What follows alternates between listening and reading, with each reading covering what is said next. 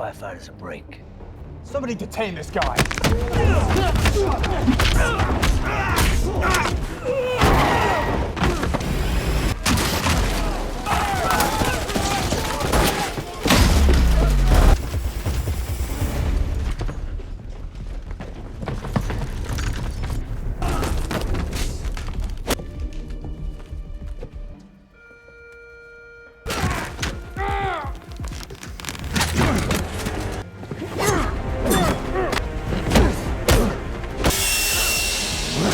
But nobody can do what he's done.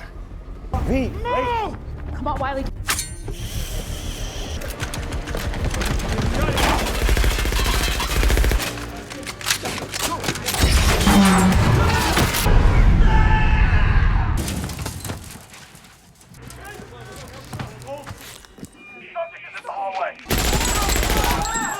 You look people in their eyes when you steal from them.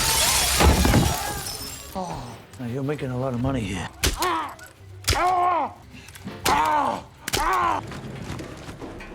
An Olympian. Make it stop. From people who've done nothing but... Mom. Teddy. Man is directly responsible for your mother. Pause for these things. Then you have... Fucking head off. I just been thrown through. Shit.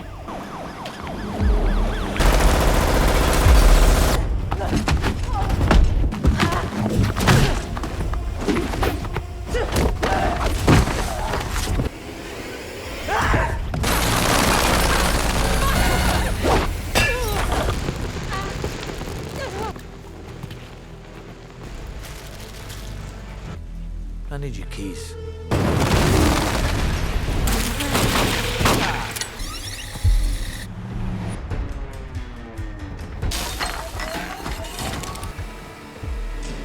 You hiding, bitch! Go!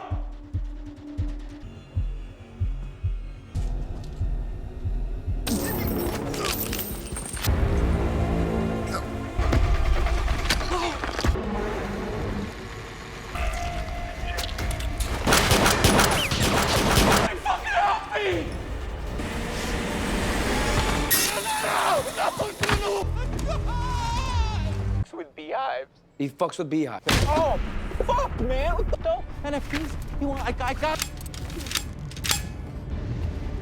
You're fucking.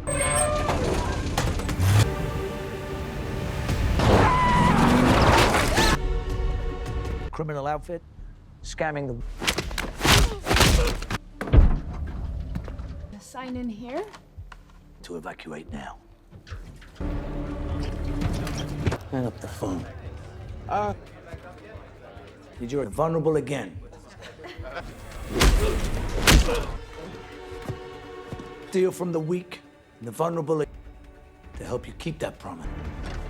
Might be a good time to... Hey. What the fuck? Protect the hive. Can't come up here. White knighting. Out, please.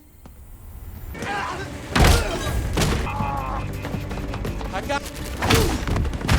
Proud of yourself.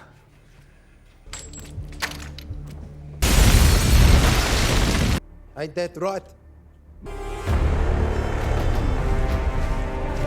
Hi.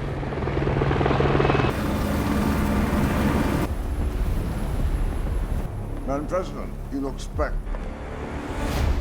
Every manhole on this street welded shut. Back. Let's go.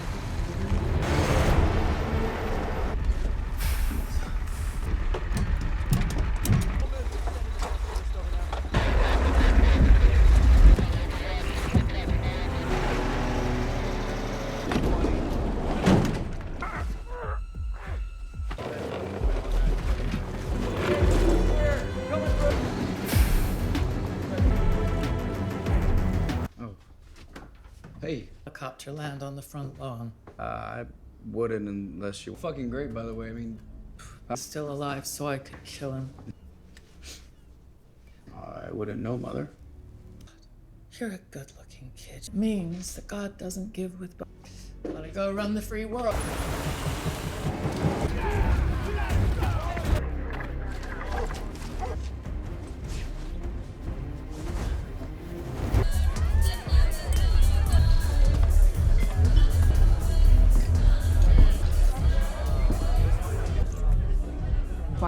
Look at her body language. Are you, Okay. I'll connect your wallet. Sorry. FBI, have a seat. Kelly, would you give us a about some uncomfortable things happening in Sounds serious. What? United Data Group. How about That's more of like a consulting. what do you know about a community? He's here. Break! Packages in the house! Fucking hands up! Let's get this fucking Place your fingers behind your head. Now! Do it now! Keep huh? God, I'm putting this asshole's brains on the law. Fucking executing him! To be or not to be?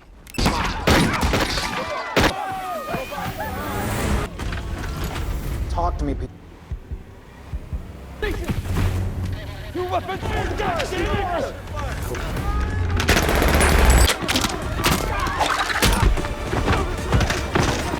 You did this, right?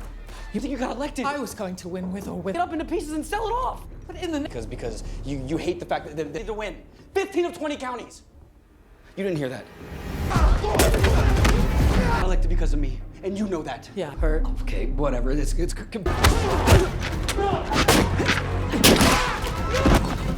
Mom. Even mean? What does that even mean? Tell him. Coming to kill us, that beekeeper. Well, so be it.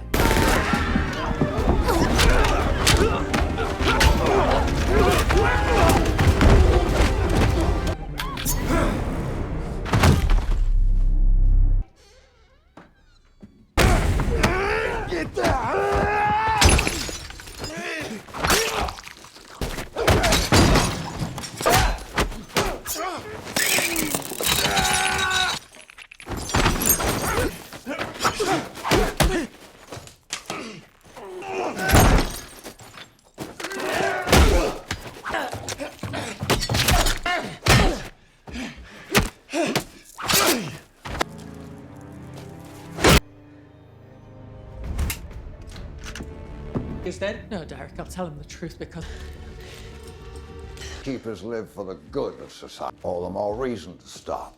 That's all I wanted. Real world. Or just protect how presidents come to. Right and wrong. We agree. I mean, that's. You can stop pretending. So you might want to step back. No. you put that down. Bye, Mom.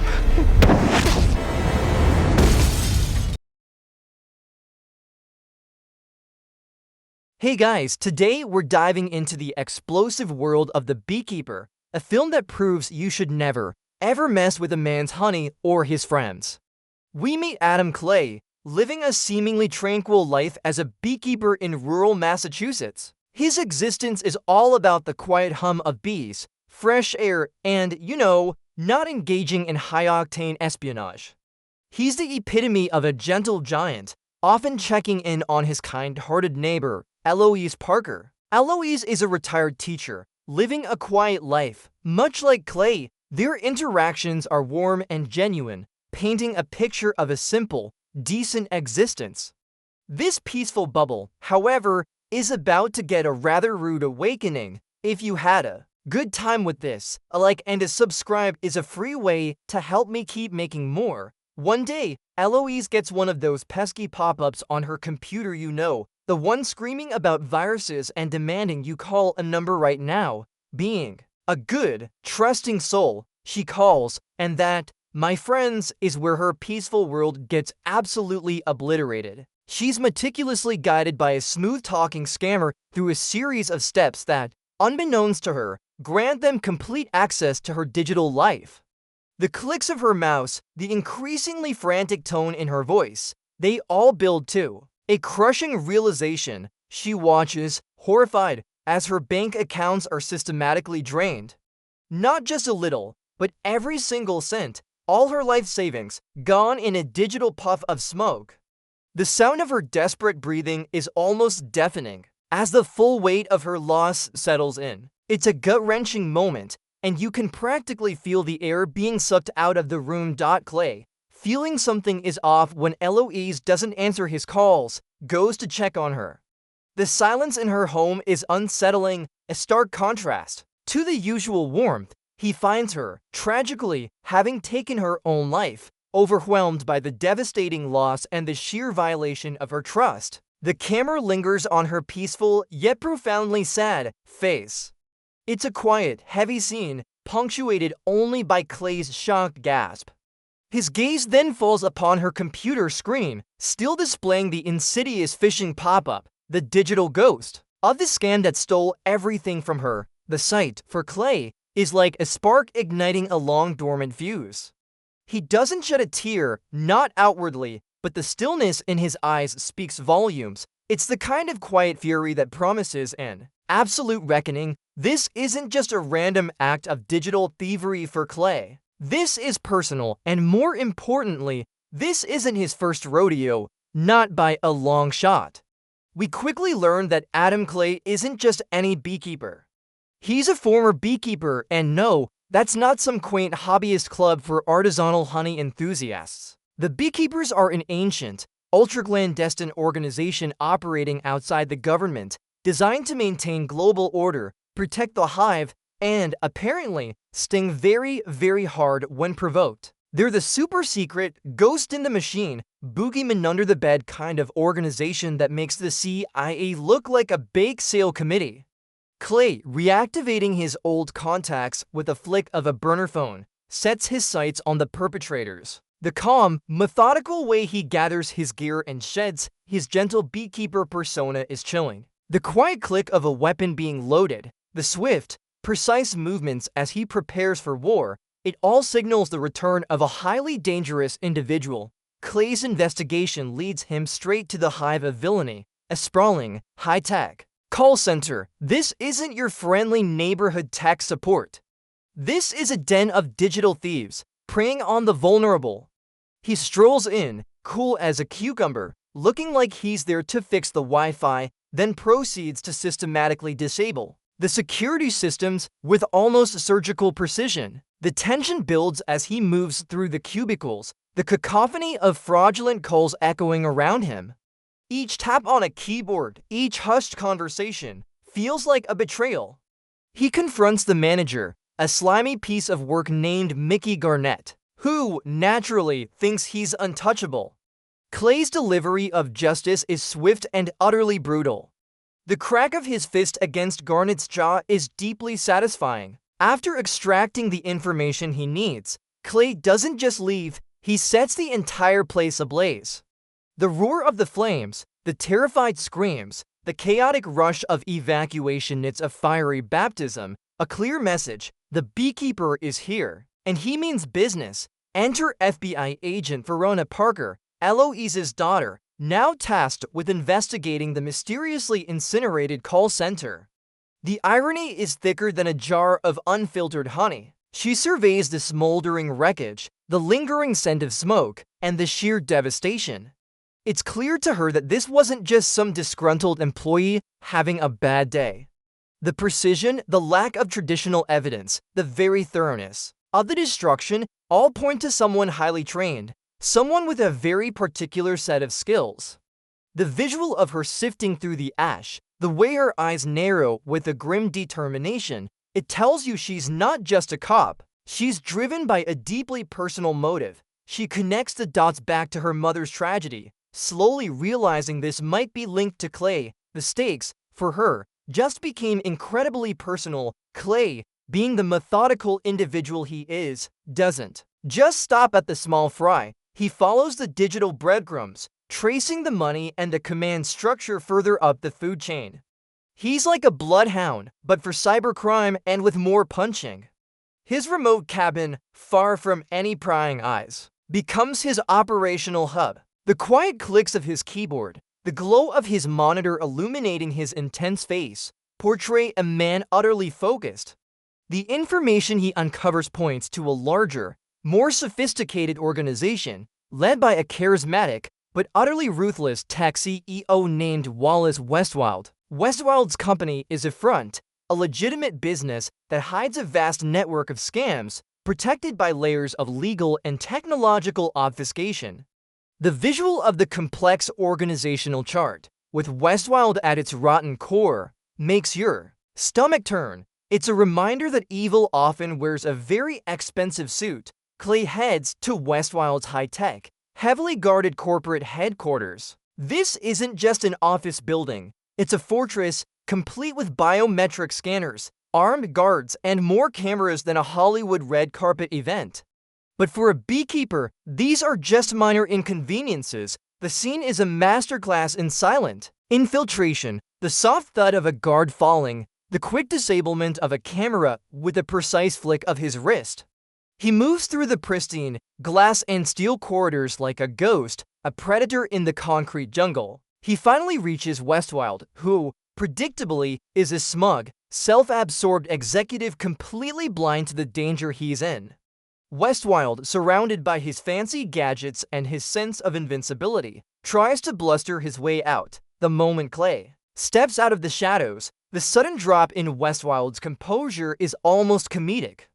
Clay delivers his own brand of corporate restructuring, punctuated by satisfying bone-crunching sounds, extracting more information, and leaving Westwild in a rather compromised position. As Clay continues his relentless pursuit, Verona Parker and her FBI team are hot on his heels. They're gathering fragmented clues, each piece pointing more definitively to a highly skilled, almost mythical operative. Verona, with her keen investigative mind and personal connection, starts to put the pieces together. The lack of fingerprints, the clean, efficient kills, the sheer audacity of the attacks, it screams Adam Clay, though she doesn't quite know why he's doing it yet. Meanwhile, Clay consults with a former Beekeeper operative, someone still in the network, albeit on the fringes. This meeting is shrouded in secrecy, full of hushed tones and cryptic warnings. The world of Beekeepers is revealed to be far more extensive than we initially thought, with its own rules, its own code, and its own deep-seated loyalties.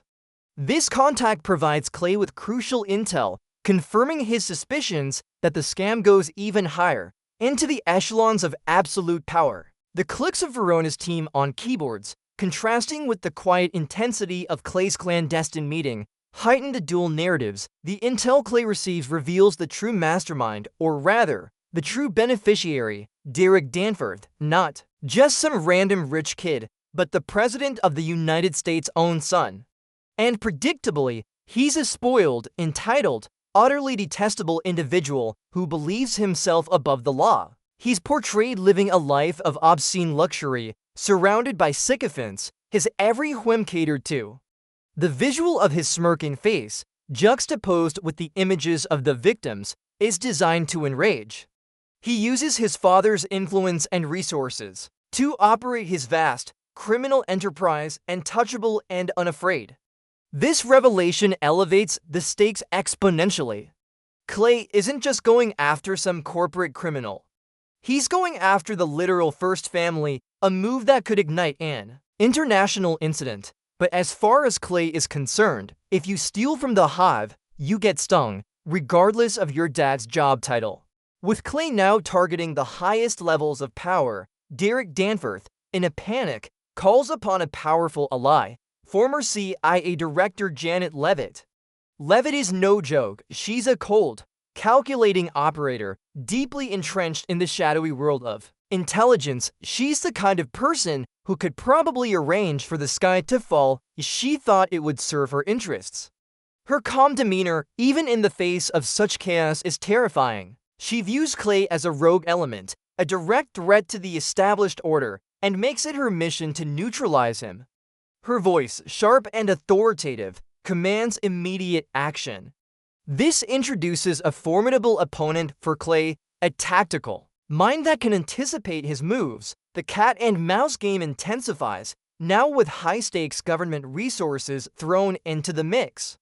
Clay isn't just fighting criminals, he's fighting an entire entrenched system. Clay's next move is to hit Danforth, where it hurts his data. He targets a massive, state-of-the-art data center, a veritable digital fortress housing all the incriminating evidence.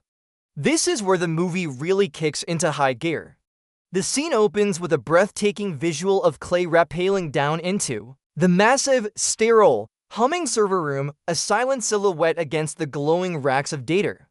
The air is thick with the hum of electronics, a stark contrast to the quiet precision of Clay's movements. He dispatches a small army of heavily armed security guards with brutal efficiency, using their own environment against them. The crunch of bones, the quiet thud of bodies hitting the floor, the rapid, almost balletic movements of Clay as he navigates the complex, laser-grid security systems. It's a masterclass in action choreography. He downloads the crucial files, the irrefutable proof of Danforth's crimes, narrowly escaping as alarms finally blare and the entire facility erupts into chaos. The sudden blare of sirens, the flashing red lights, signal of victory, but also a dangerous escalation. Verona, having relentlessly tracked Clay, finally corners him. It's a tense, emotionally charged standoff. She has her gun drawn, her hand steady, but her eyes betray a mixture of anger, grief, and confusion. She wants answers, not just about his identity as a beekeeper, but about his connection to her mother's death and his sudden, violent crusade. The scene is quiet, the air thick with unspoken history. Clay, for his part, remains stoic, his voice low and steady as he explains his mission. He's not a villain, not to him, anyway. He's a force of nature, correcting a grave injustice. The camera focuses on the subtle shifts in Verona's expression, the flicker of doubt in her eyes as Clay reveals the depth of the corruption. He doesn't offer apologies, just cold, hard truth about a system that failed her mother and countless others. He slips away, leaving Verona with a moral dilemma as heavy as a beehive in winter. With Clay in possession of the data, Danforth is officially in full-blown panic mode. His opulent lifestyle is threatened, and his carefully constructed house of cards is about to come tumbling down. He's seen barking orders at his security detail, a mix of former special forces and high-priced mercenaries. The clatter of assault rifles, the grim faces of the hardened professionals indicate that this isn't just about protection anymore. It's about eliminating a threat. Levitt, meanwhile, is deploying her own assets, pulling strings and calling in favors from her deep network of contacts. The tension ramps up as multiple forces converge, all aiming for Clay. Danforth's fear is palpable, and it makes him even more dangerous, like a cornered animal lashing out. He's desperate, and desperation can make even the most pampered villain surprisingly ruthless. Levitt's forces set a trap, ambushing Clay on a secluded bridge. It's a spectacular sequence of pure chaos and destruction. Explosions rip through the air, sending shards of metal and concrete flying. The staccato bark of automatic weapons fire echoes across the water. Clay, always prepared, doesn't just react, he anticipates. He uses the environment, the crumpled vehicles, the very bridge structure itself as both offense and defense. The crunch of metal, the shattering glass, the almost inhuman speed with which Clay navigates the deadly ballet of bullets and shrapnel is breathtaking. He's a one-man army, turning the ambushers' overwhelming numbers into a liability. The sheer scale of the destruction is incredible, leaving the bridge looking like a war zone. This scene showcases Clay's combat prowess and unwavering determination. He's not just surviving, he's dominating. Just when you think Clay's got his hands full, another beekeeper shows up, a formidable woman named Anisette. She's been sent by the Beekeeper Council, not to help Clay, but to stop him. See, beekeepers have a strict code. Protecting the hive means not exposing it, even if that means letting some wasps sting a little. And Clay's public, high-profile rampage is definitely exposing things. Their confrontation is a brutal, intense hand-to-hand combat sequence to masters of their craft clashing. The rapid-fire exchange of blows, the grunts of effort, the swift dodges and counterattacks, all perfectly choreographed. It's less about winning and more about upholding conflicting tenets of their ancient order. The crack of Anisette's staff, the whistle of Clay's punches, it's an auditory feast there. fight, however, reveals a deeper understanding of the Beekeeper's purpose and the moral tightrope Clay is walking. They share a moment of mutual respect, and Anisette, convinced of the righteousness of Clay's cause, ultimately lets him go, realizing the hive is already corrupted from within and needs cleansing. Clay's pursuit culminates at Danforth's ultimate sanctuary, a sprawling, opulent, and incredibly fortified mansion. This isn't just a home. It's a private fortress designed to keep the world out, a place where Danforth believes he's utterly untouchable. High walls, laser grids, motion sensors, armed patrols, and a small army of mercenaries are all there to protect him. The visual of this gleaming, isolated structure, surrounded by layers of security, is a stark symbol of Danforth's arrogance and fear. But for Clay, this is just another hive that needs to be purged. The sound of the wind whistling around the imposing walls, the distant, rhythmic footsteps of patrolling guards, all create an atmosphere of immense challenge. He takes a moment observing, planning, his mind working through every possible entry point and contingency. Like a grandmother eyeing a chessboard, the infiltration of the mansion is a relentless, action-packed sequence. Clay doesn't sneak in. This time, he blasts his way through, a force of nature unleashed. The initial explosion, a deafening boom that rattles the entire compound, signals his arrival. From that moment on, it's a non-stop barrage of combat. He moves through the luxurious interiors, the opulent decor starkly contrasted by the raw brutality of his actions. Guards fall like dominoes, dispatched with bone-shattering strikes, precise knife throws, and expert marksmanship. The sounds are visceral, the rhythmic thwack of punches, the muffled thud of bodies, the sharp crack of silenced gunfire. Clay is a whirlwind of controlled violence, a human storm tearing through Danforth's sanctuary. He's not just fighting. He's sending a message with every punch and every broken lock that no amount of money or power can protect you from justice, especially Beekeeper justice. Inside the mansion, Clay encounters Levitt, who is no mere bystander. She's armed, dangerous, and ready to put up a fight. Their confrontation is a tense ballet of bullets and strategy. She's a formidable opponent, her tactical mind evident in her movements and her precise aim. The exchange of gunfire is intense, the ricochets off marble walls adding to the chaos. When the bullets run out, they engage in a brutal hand-to-hand struggle, a clash of two highly trained operatives. The grunts of effort, the sharp intakes of breath, the metallic clang of a dropped weapon all combine to create a truly gripping scene. Levitt, despite her age, shows incredible resilience, but Clay's raw power and singular focus prove too much. He manages to neutralize her, not with a kill, but by incapacitating her, extracting more crucial information about Danforth's ultimate hideout within the facility, proving he's not just a blunt instrument, but a precise one. Clay finally corners Danforth in what appears to be a ridiculously opulent panic room. Danforth, stripped of his bravado and surrounded by his expensive toys, is a sniveling, pathetic wreck.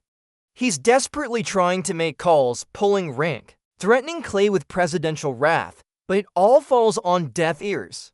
The contrast between Danforth's panicked, high-pitched pleas and Clay's cold, calm demeanor is stark.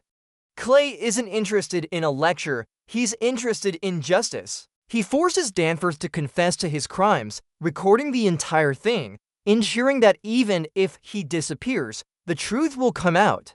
The sound of Danforth's voice, cracking with fear, is incredibly satisfying after watching him evade justice for so long. It's a moment of pure catharsis, as the victim's avenger stands triumphant over the architect of their pain. Just as Clay is about to deliver the final sting, the president's motorcade arrives, sirens wailing, lights flashing, a whirlwind of federal agents and Secret Service descending upon the mansion. The president herself, seeing her son in a compromised position, is horrified. It's a race against time for Clay now. He's made his point, he's exposed the corruption, and now he needs to vanish. The sounds of heavy boots rushing, the urgent shouts of commands, all build to a crescendo. Clay doesn't engage the president or her security directly. He's not a mindless killer. He uses his environment, his knowledge of the mansion's hidden passages, and his uncanny ability to disappear to make his escape. The visual of him melting into the night, leaving behind a terrified president, a cowering son, and a mountain of evidence is iconic. He leaves a world in disarray, but with a clear message: the beekeepers are always watching and the hive will be protected no matter the cost. In the quiet aftermath, Verona Parker reflects on Clay's actions, while she, as an FBI agent, understands the necessity of law and order. She also grapples with the undeniable justice he brought. Her internal conflict is palpable, a silent acknowledgement that sometimes the system needs an outside force to truly set things right.